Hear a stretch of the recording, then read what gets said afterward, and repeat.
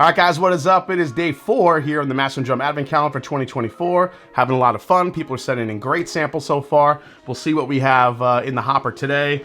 But Grinch, how you feeling today, buddy? I am actually in a good mood today, Johnny Salami.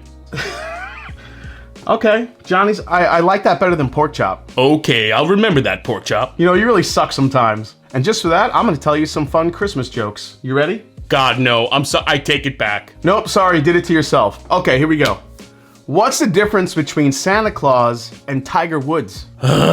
What? Santa Claus only stops at 3 hoes. All right, I got another one for you. What do you call a person who doesn't believe in Santa Claus? What? Agnostic. Get it? Agnostic? That was terrible. All right, last one. Why did the Grinch go to the liquor store? I should know this. He was looking for some holiday spirit. Can you please put me back into storage? Hell no, man. You got 20 days left. Day 4, here we go.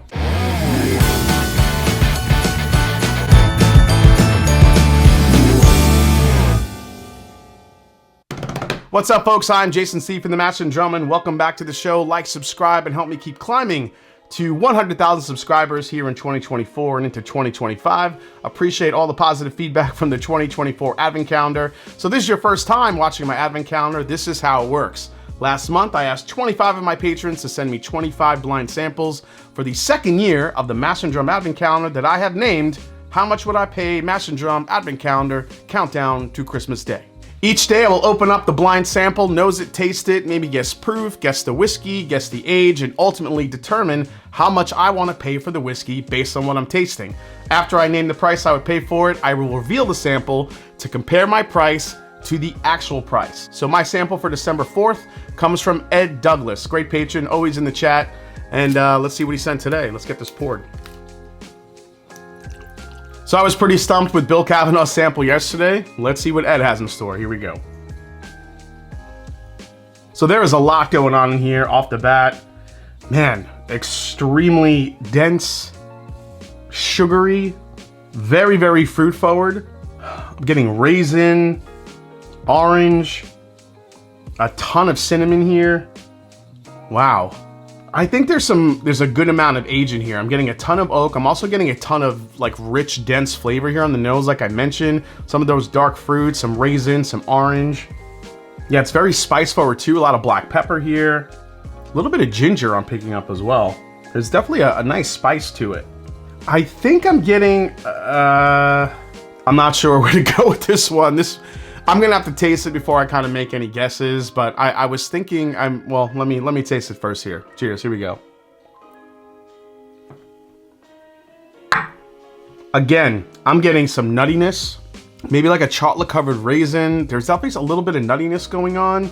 Also picking up, it's a lot of dark fruit, man.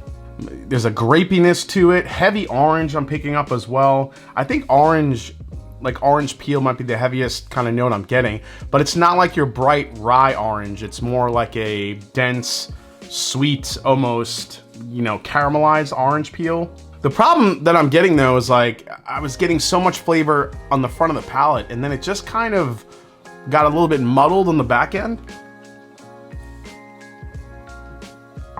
Yeah, the back end gets in with like this drying, almost all spicy, yeah, like allspice.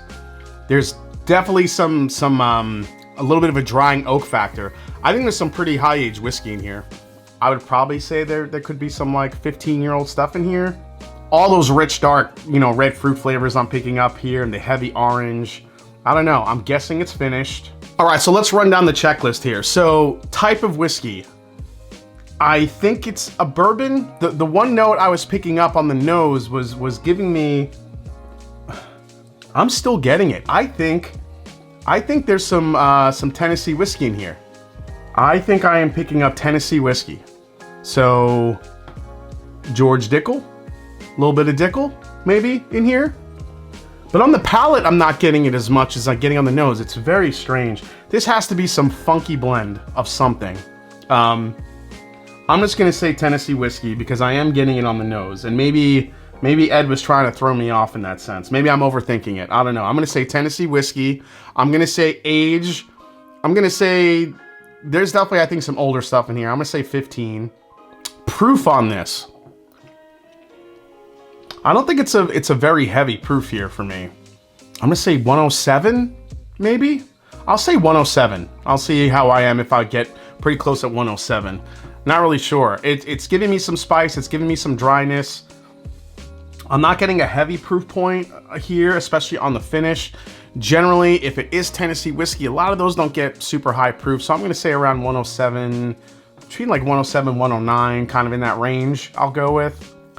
Is it finished? Yeah, I think this is definitely finished. And if I had to guess of what this could be, some kind of Bardstown Bourbon Company blend that has used maybe some of that Tennessee whiskey before in the past, and maybe that's what I'm getting here. And lastly, what would I pay for this? I feel like maybe 125 to 150 for this. I do feel like those finishes are coming through.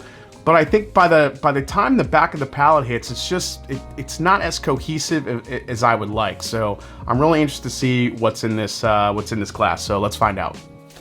This one should be interesting. All right, see what we got. Happy holidays, Jason C says. Dr. SPED. All right, Dr. Sped. Thank you so much. Wow. Okay. I was somewhat right. All right, so a lot of things I was saying here are starting to make sense. All right, so this is the Blue Note Special Reserve Cask Finish Series for 2023. So this is a release from last year. The proof, I said like 107, 109. It's actually 112.5. I actually thought it came in a little bit lower than that. Now, the blend, so it is a blend. I did say, I think this is a blend of some sort. So 4 of the components is Tennessee whiskey. So I did hit that part of it, but there's another 3 parts of the blend that are Kentucky whiskey.